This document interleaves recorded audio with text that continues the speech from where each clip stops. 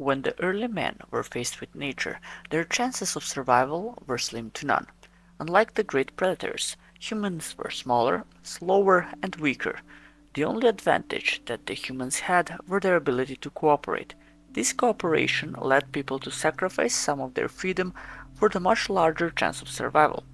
After all, a tribe of 50 that can be well organized can tackle the challenges that the nature presents with much greater ease than someone living on their own. This strategy proved very successful and led us to this very day. But the price had to be paid, and in this case, the price was the individual freedom that one possessed. A person would have to let other people do some of the decisions for them in exchange for better survivability of the group. In these tribal communities, different roles had to be assigned to different people, as well as managing food, migration, winter preparations, etc., and all of this requires a good cooperation. So the people were faced with a choice between absolute freedom but great uncertainty against learning to be more cooperative, which greatly increased their chances of survival. The choice was obvious. You sacrifice your absolute freedom, but greatly increase your chances of survival. As far as ancient deals go, there was not much better.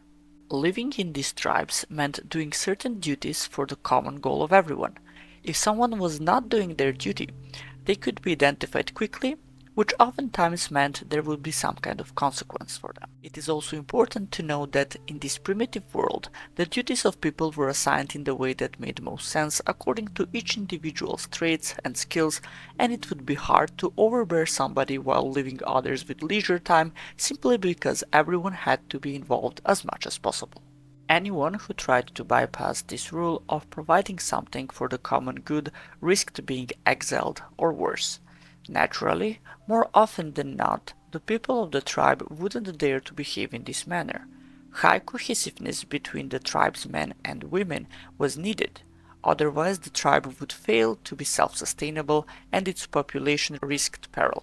This makes us believe that only the well-organized and fair amongst each other tribes were the ones that stood the test of time.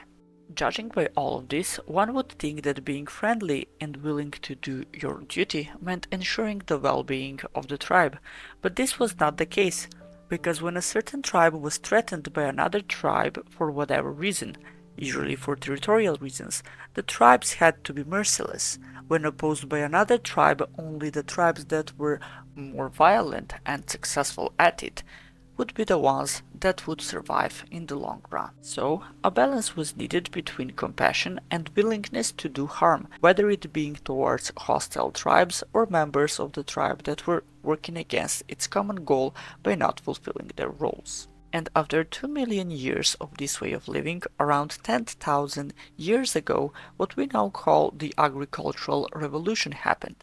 This is when people for the first time started to grow crops and domesticate wild animals. This shift dramatically changed the way of life of the tribe's people.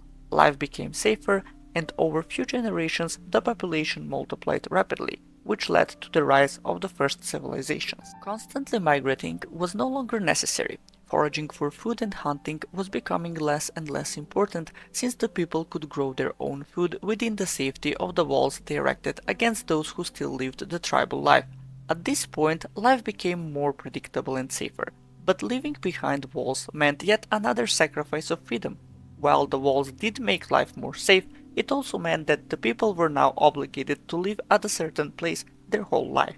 At this point of history, it still made sense to sacrifice the individual freedom for the safety that it offered. Why would anyone want to live a life of constant and dangerous migrating anyway? Logically speaking, it made sense to stop the roaming life for the safer life that the new settlements offered. Together with this new lifestyle came the need of constant labor or farming, which even further restricted the freedom and the uncertainty of the tribe's way of life. What proved to be challenging, of course, is for the people to adapt to this new life, taking in consideration that many generations previously did not live in this way. Of course, it was a slow process, and this change did not happen overnight, but people by that point have evolved and adapted to the tribe's way of life, so much so that people never stopped having the core values of tribal life. People were and still are to this day cooperative in the name of safety and security. They still enjoy working with people with similar values like themselves. They socialize with people with similar roles or professions and work best when sharing a common goal. After all, it was millions of years living like this and surviving following these principles. Fast forward to modern days, and it seems that life has changed so much that it is unrecognizable or completely changed from how life used to be. Or is it? Well, one thing is for sure. The modern tribe has succeeded at making the world a safer place from the dangers of the natural world. We are safe from the dangers that our ancestors had to live through on a day-to-day basis. There still are challenges, of course, but at least we don't have to worry about not surviving like we used to. Thanks to the societies of today that count millions of individuals, most of us live in a safe environment where there is a place for everyone as long as the same price that was always requested is paid, because one of the things that hasn't changed since tribal life is the price of safety. Freedom. In order to ensure survival, the personal freedom of the modern man is sacrificed. Just look at the lives we live today. We follow strict laws and regulations without question. We live like the truest of tribesmen. We are born and decide to do our duty for the tribe by choosing what we are going to spend our lives on from a given framework of possible duties that we now call jobs. We are also wary of everyone that seems like an outsider of our tribe. We don't like people that behave differently from what we know to have made survival possible for our parents and most recent ancestors. We do not question why we are doing anything as long as we believe that it is for the benefit of ourselves or the society we live in. We accept how life is and often take pride in it. After all, why not? Feeling proud of contributing to the society of our country is a proof that we are doing the right thing, same as our father and mother and those before them. We do all these things because it makes sense, because it is the right thing to do. It has always been, as I've already said before. But in all of this, we forget one detail that changes everything, and that is the tribal people would destroy and burn their whole tribe the moment they realized that they are the ones that are overexploited and that the weight of ensuring the tribe's safety and survivability is laid upon their shoulders and they get little to nothing in return for it, while there are some who get to not only enjoy the safety but also do not forfeit any of their freedoms. To be even more precise, certain individuals enjoy the freedom that our ancestors never even dreamt possible.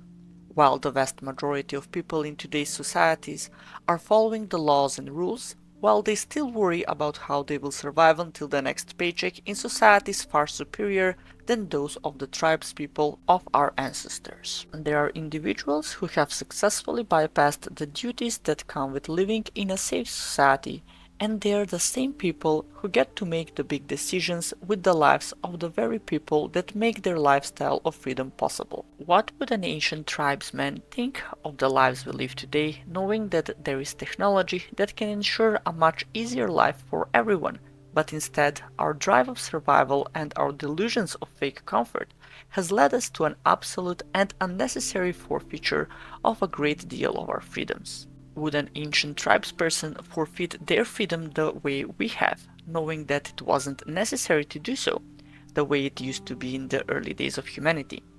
Spending most of their waking hours contributing to a tribe that doesn't give back proportionally?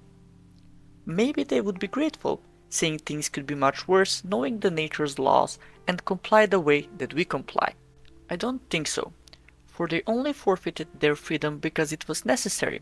Well, we don't need to, at least not to the degree we are willing to do it anyways. Is the comfort of having cool looking clothes and cars enough to satiate our sense of freedom to roam the earth? Is 1 week vacation a year enough to make us forfeit the freedom that we could have taken in consideration how far humanity has come? And not to mention all the unnecessary conflict in which normal people participate at mercy of the powerful people that have seized all the power.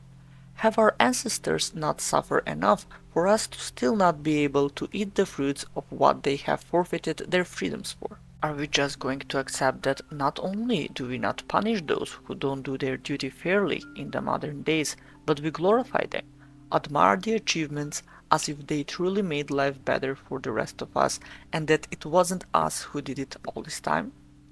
Or are we supposed to follow in their steps, betray our duties as tribesmen, to exploit the others so we can enjoy the freedom that they enjoy that should have been there for everyone anyways? These are complicated questions, and things are never that simple when we talk about the bigger picture in today's societies. Back then, it made sense to punish the people that cheated the system. Today, it might actually be counterproductive even. That doesn't mean that this behavior should be permitted, but people should be aware that it bears a high risk. The philosopher Nietzsche said, when dealing with monsters, you need to be careful not to become one yourself. But it's becoming more and more clear who the monster is, and we are more afraid to become one ourselves than to face.